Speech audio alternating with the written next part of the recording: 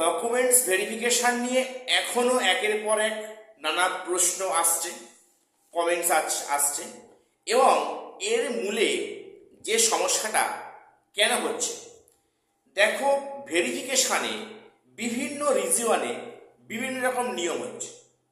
Even একই রিজিয়নে table ভিত্তিক, table wise সেখানে কিছু কিছু নিয়ম চেঞ্জ হচ্ছে। এখানেই নানা সমস্যা, কনফিউশন, ডাউট তৈরি হচ্ছে। আমি আজকে তোমাদের ভিডিওতে সমস্ত ডাউট ক্লিয়ার করে দেব। ভিডিওটা স্কিপ না করে সবটা শোনো আর চ্যানেলটা সাবস্ক্রাইব করে রাখো এসএসসি পিএসসি গুরুত্বপূর্ণ আপডেট পাওয়ার জন্য।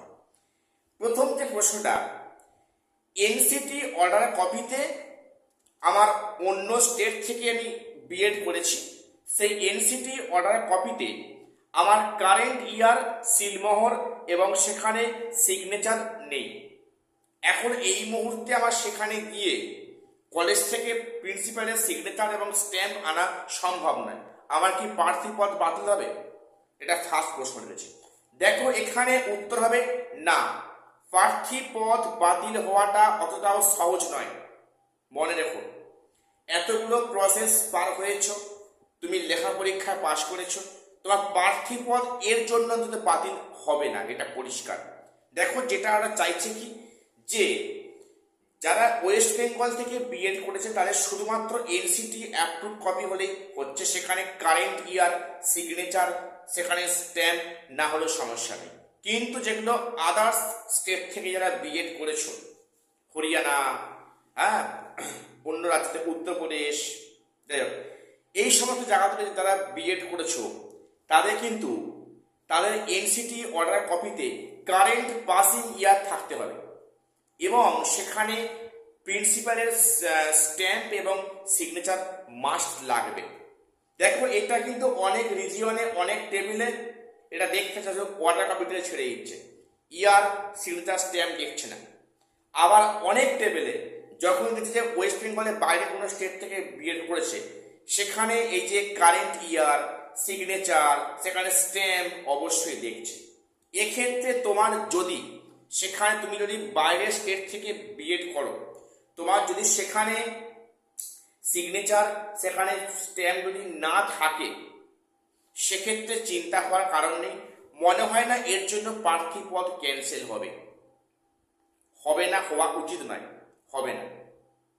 দেখো ভেরিফিকেশনের দায়িত্ব তো কমিশনের, কমিশন তার কাজের সুবিধার জন্য আমাদের ডকুমেন্টসগুলো চেয়ে নিচ্ছে।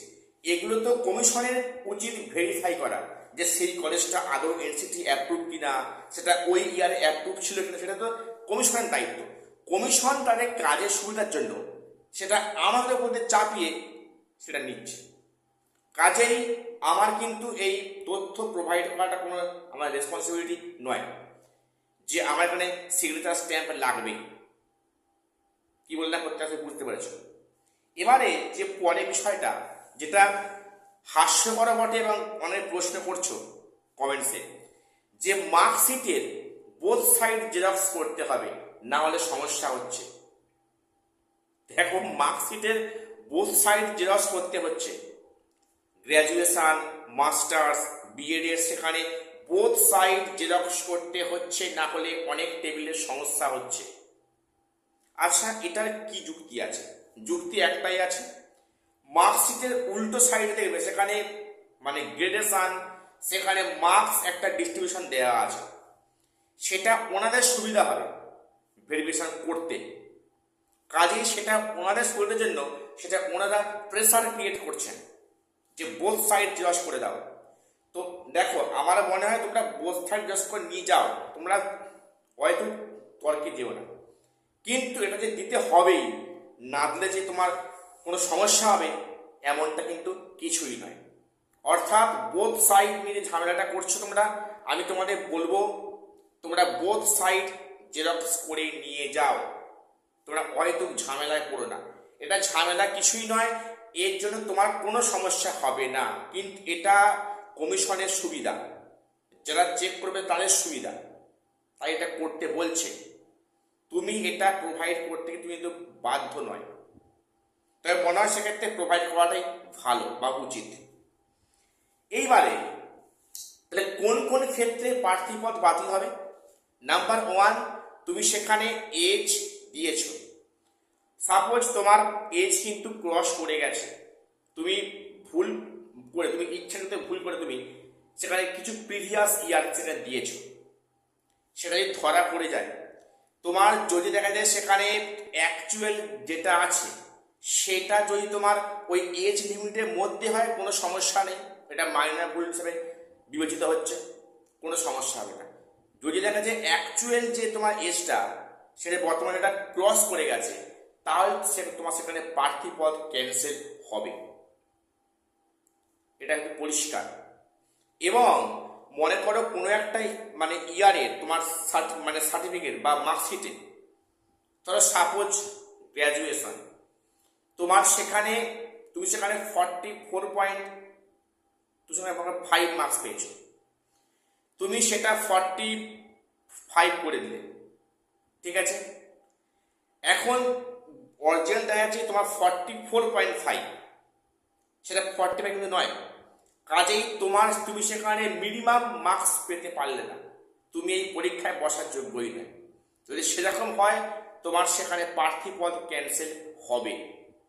কিছু মেজর ভুল এরকম 2-1টা আছে যেগুলো করলে কিন্তু প্রার্থী পদ বাতিল হবে। কিন্তু যারা যারা বলছো যে এক্সপিরিয়েন্সের মার্কস ভুল দিয়েছো, তার জন্য প্রার্থী পদ বাতিল হবে না। কেন? মনে করো তুমি এক্সপিরিয়েন্স, তুমি মার্কস সেখানে তুমি কোনো প্রাইভেট আপনি জব করেছো, তুমি সেখানে এক্সপিরিয়েন্স 4 কিংবা 6 বসিয়েছো, তোমার এখন দেখা যাচ্ছে তোমার এক্সপিরিয়েন্স মার্কস 0 হওয়া উচিত, কোনো মার্কস পাওয়া উচিত নয় ওই সার্টিফিকেটে। তাই তোমার কিন্তু সেখানে 4 থেকে 6 নাম্বার কমে যাচ্ছে। তুমি যেটা ভুল করে যেটা বসিয়েছিলে সেটা কমার পরে তোমার যদি এখনো তোমার কাট অফ মার্কস মধ্যে থাকে, তাহলে তোমার সমস্যার কারণ নেই। কিন্তু এই 4 নাম্বার 6 নাম্বার তোমার যদি বাদ দেওয়ার পরে তোমার যদি সেখানে কাট অফ ক্লিয়ার না হয়, তাহলে তোমার কিন্তু সেখানে তুমি সেখানে কিন্তু বাদ পড়ে যাচ্ছ, তুমি কিন্তু পরবর্তী ইন্টারভিউতে যাওয়ার কোনো স্কোপ পাচ্ছ না, এটা পরিষ্কার। কাজে এই বিভিন্ন ধোঁয়াশা আছে কিছু, যে আমার নামের ভুল আছে, স্পেলিং ভুল আছে, আফটার ম্যারেজ আমার টাইটেল চেঞ্জ হয়েছে, এক্ষেত্রে কোনো সমস্যা হবে না, তোমরা হয়তো দুশ্চিন্তা করো না, মাথা ঠিক রাখো, শর্ট খবরটা জেনে নাও।